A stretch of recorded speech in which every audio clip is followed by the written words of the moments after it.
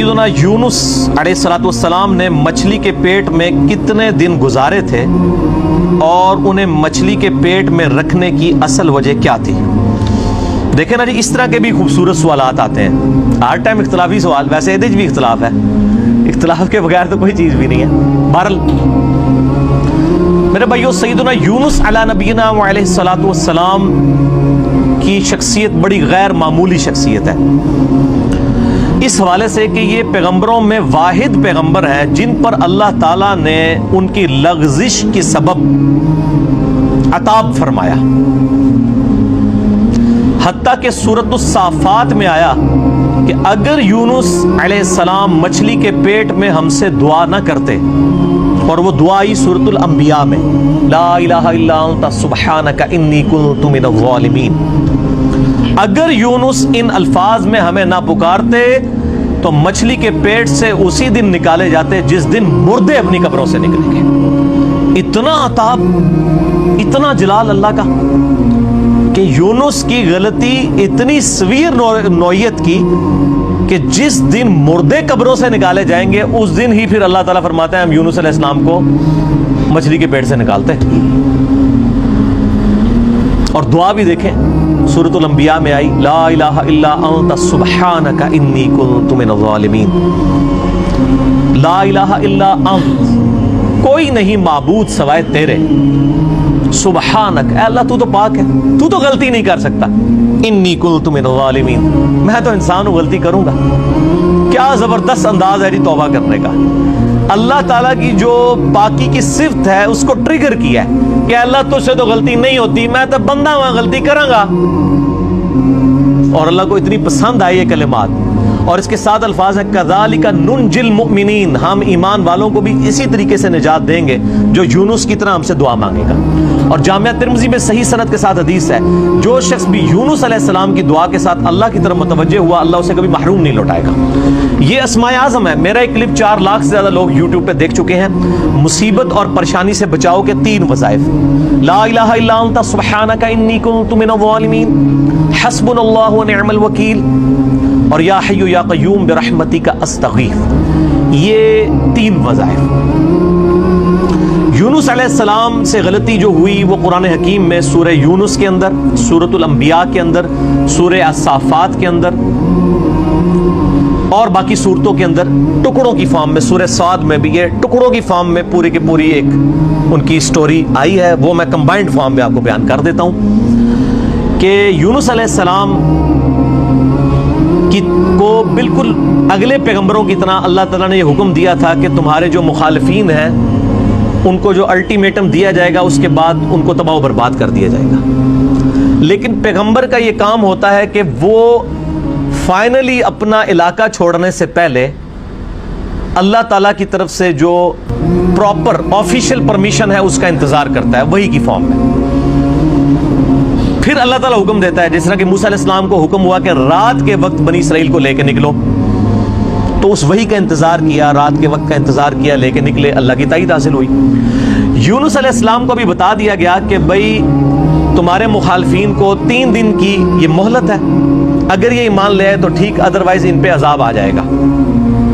اب جیسے ہی وہ 3 دن پورے ہوئے، کمپلیشن کے قریب تھے، بجائے اس کے کہ یونس علیہ السلام اللہ کی وحی کا انتظار کرتے کہ مجھے اب پراپرلی آخری 1 منٹ میں بھی تو آ سکتی ہے نا وہی، یہ سمجھ لیں تھوڑی دیر پہلے اپنا علاقہ چھوڑ گئے کہ اب تو ٹائم پورا ہونے کے قریب ہے، اب نظر بھی آ رہے ہیں کہ عذاب ان پہ آ جائے گا، اللہ کی وحی کا انتظار نہیں کیا۔ اور قرآن کہتا ہے کہ گمان یہ کیا کہ ہم ان پہ گرفت بھی نہیں کریں گے، بالکل آخری وقت تک انتظار کیا تھا نا، اب کس نے لانا تھا ایمان؟ لیکن پیغمبروں کے لیے چھوٹی سی لغزش بھی اللہ کے حضور جو ہے وہ بڑا معاملہ ہوتا ہے، کیونکہ ان کا رتبہ بلند ہوتا ہے۔ اب یہاں سے یہ نکلے غصے میں بھرے ہوئے، اللہ طرف ماتا نکلے اپنی قوم پہ غصے میں، اور گمان کیا کہ ہم ان پہ گرفت نہیں کریں گے، اور یہ سمندری سفر میں نکلے، وہاں سے اپنا علاقہ چھوڑ کے کشتی میں سوار ہوئے۔ کشتی جب سینٹر میں پہنچی تو بہت بڑا سمندری طوفان آیا، اور وہاں پہ یہ ٹریڈیشن تھی کہ کشتی طوفان میں اس وقت پھنستی ہے جب کہ اس کشتی میں کوئی ایسا شخص بیٹھا ہو جو اپنے مالک کی اجازت کے بغیر بھاگا ہو۔ ایسا غلام جو مالک کی اجازت کے بغیر بھاگا ہو، اس کے لیے وہ قرآن اندازی کیا کرتے تھے. قرآن ڈالا، حضرت یونس علیہ السلام کا نام نکلایا. ظاہر ہے وہ بھی تو غلام تھے نا اپنے رب کے، بغیر اجازت کے نکلے ہوئے تھے. لوگوں نے کہا نہیں یونس علیہ السلام ہے، یہ تو نیک شریف آدمی ہے، اس نے تو لوگوں کو بھی نیکی کی طرف بلایا، دوبارہ قرآن ڈالا جائے. دوبارہ قرآن ڈالا، پھر یونس علیہ السلام کے نام نکلا. تیسری دفعہ ڈالا، پھر یونس علیہ السلام کے نام نکلا. اب لوگوں نے کہا جی ہماری مجبوری ہے. یونس علیہ السلام کو تو پتہ ہی تھا نا. انہوں نے کہا اب یہ آزمائش آ گئی میرے اوپر. ان کو پھینک دیا سمندر میں. قرآن کہتا ہے بڑی مچھلی نے ان کو نگل لیا. قرآن میں دن نہیں آئے. ہمارے ایک سب کانٹیننٹ میں مشہور ہے کہ 40 دن رہے. تورات میں دن آئے ہیں 3 days and 3 nights. جونا علیہ السلام، جونا کہا جاتا ہے انگلش میں یونس کو. یونس علیہ السلام 3 دن اور 3 رات تک، یعنی کتنے بن گئے وہ 72 گھنٹے بن گئے. اتنی دیر مچھلی کے پیٹ میں رہے، 3 دن اور 3. اور ظاہر مچھلی کے پیٹ میں، ویل مچھلی کے پیٹ میں رہے، اور پیٹ میں بھی ظاہر ہے وہ میدے میں ساری گرمائش ہوتی ہے. پورا جسم ان کا، یعنی وہ تو اللہ نے ان کو زندگی دی، وہاں تو آکسیجن بھی کوئی نہیں تھی، وہ تو معجزانہ طور پہ ہی زندہ رہے. بہرحال جسم پہ اثرات آئے ان کے، اور وہاں پہ انہوں نے پھر یہ دعا مانگی، لا الہ الا انت سبحانک انی کنت من الظالمین. بس یہ پڑھتے رہے. اللہ تعالیٰ بتائے ہمیں اندھیروں میں اس نے پکارا، اور اللہ نے دیکھے ان اندھیروں میں بھی اپنے اس بندے کی ندا کو سنا. کذالک ننجی المؤمنین، اسی طریقے سے ہم مومنین کو بھی نجات دیں گے جو ہمیں پکارے گا. اور یہاں پہ وہ کہتے ہیں آیت کریمہ بڑا گرم ہوتا ہے جی، وضو کر کے بیٹھو، خوشبو لاؤ.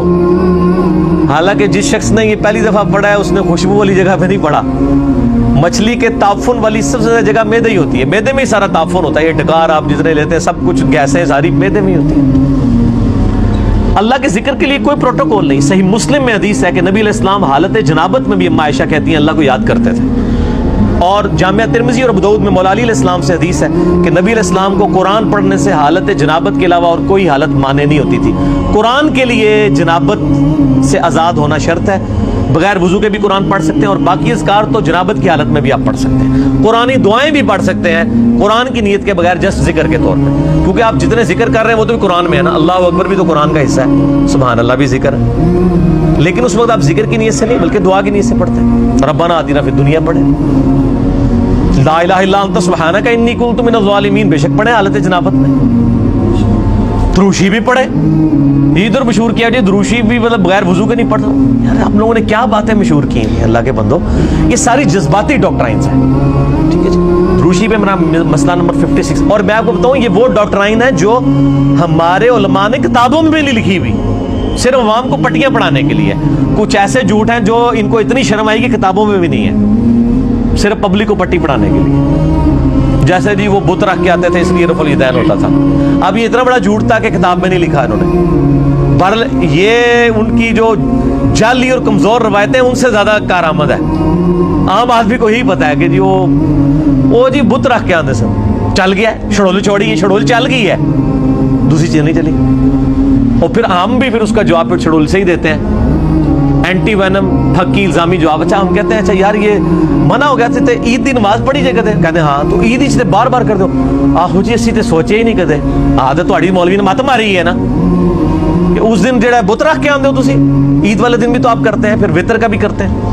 بہرحال میں ایک ضمن بات ذہن میں آ گئی چونکہ مجلس میں پھر اسی طرح گفتگو ہوتی ہے. اچھا تو یونس علیہ السلام کو اللہ تعالیٰ نے پھر نجات دی. پھر قرآن حکیم میں آتا ہے کہ مچھلی نے ان کو اگل دیا کنارے پہ. وہاں اللہ نے قرآن حکیم میں آتا ہے ان کے لیے کدو کی بیل اگا دی. ظاہر ہے کہ جسم پورا ایک وہ اثرات کی وجہ سے جسم کے اوپر نئی ایک کھال ان کی اگی. دوبارہ سے ان کے سارے معاملات ہوئے اور اللہ تعالیٰ نے ان کو ایک نئی زندگی دی اور ان پہ عطا فرمایا. اس کے بعد معاف کر دیا. لیکن آپ دیکھیں کہ اس غلطی کا ایک تو عطاب یونس علیہ السلام پہ آیا اور دوسرا اس کا کریڈٹ ان کی امت کو مل گیا. امت کو کریڈٹ مل گیا اس ڈیبٹ کا. اور سورہ یونس جس کا نام ہی سورہ یونس ہے اس میں حضرت یونس علیہ السلام کا نام آیا ہے. اللہ